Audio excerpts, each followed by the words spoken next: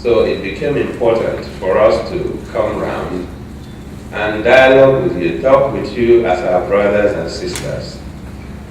We were in Chicago a few days ago. We were in Houston yesterday. We're in Atlanta today. I think tomorrow we're going to New York. And over the weekend we will be in England. And beyond that we will be in, I believe, in Paris. So for me, it feels like coming home, coming to talk to my colleagues. I say so because the same passion that you have about Nigeria is what I do have. That is what drove me back to Nigeria after spending over 15 years in the United States of America. I went to school in Dallas, I went to school in Boston, and then when I graduated, I came back to work for the US government. I worked in Washington, DC, I worked in Dallas. And after some time, I felt that my services were needed more at home than here. So one day I packed up and I decided to go back to Nigeria to be part of the change, the transformation that would take place. I returned to Nigeria in 1999 and contested for the House of Representatives. And by the grace of God, I served in the House of Reps for 2 terms. And then after that, I was appointed to serve as Nigeria's ambassador to Austria with concurrent accreditation to Slovakia and permanent representative to the United Nations offices in Vienna. So what am I saying? I'm saying that this kind of opportunity exists for those of you who are interested in coming back to Nigeria. But I also want to say that the world has become a global village, that you do not and must not be in Nigeria to contribute to the progress and transformation of our country. So, the president has taken it upon himself to involve Nigerians in diaspora in most of the decision making that is taking place in Nigeria today. So he has asked that we come and speak with you and dialogue with you and listen to you. Primarily what we are going to do today is to listen to you. We want to know what your concerns are. Offer a few explanations that we can. Collate your ideas and take back home.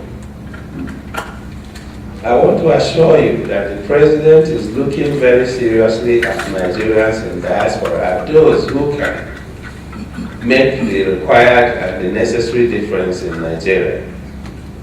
He started by his appointment of ministers to the federal cabinet. As you are aware, the Minister of Power is one of you, Professor Barton Naji, who was a professor at the University of Pennsylvania, Pittsburgh.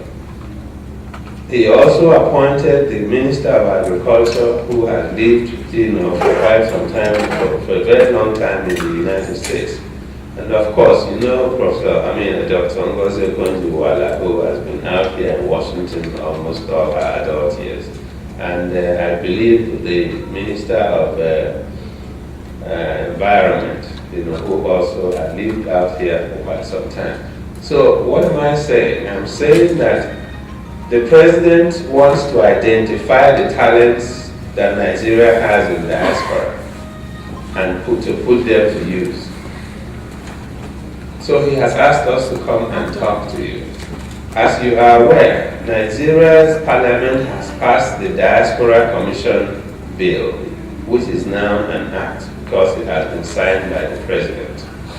And very soon, as soon as this act the commission takes effect, it will be a link between Nigerians in diaspora and those who have decided to come home.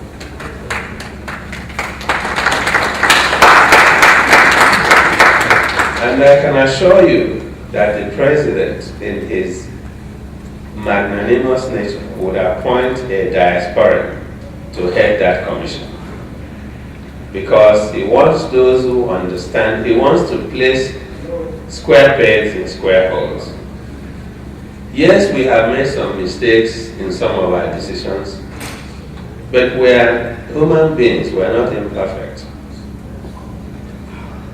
Yes, the fuel crisis created one problem or another, but it takes courage to take a decision. I think the president believes that it is better for you to take even a wrong decision than not to take a decision at all. If you take it, and if he takes a decision, if it is a wrong decision, he's a very listening president. He will come back, listen to what people say, and he's not afraid to correct himself. For me, this is what it takes to offer leadership. This is what leadership is all about. So I want you to help us and join hands with us to leave Nigeria a better country than we found it. The future of Nigeria lies on your shoulders. I am one of those who believes in George Bush's 1,000 points of light. At any point that you find yourself, make a positive difference. Be the light. If you have 1,000 of you in Nigeria who are shining examples and lights over Nigeria, the whole Nigeria will be illuminated. Don't shy away from making contributions. Don't shy away from criticizing, as long as you also would offer solutions to the problems that we encounter. I don't want to go on talking because we are here to listen.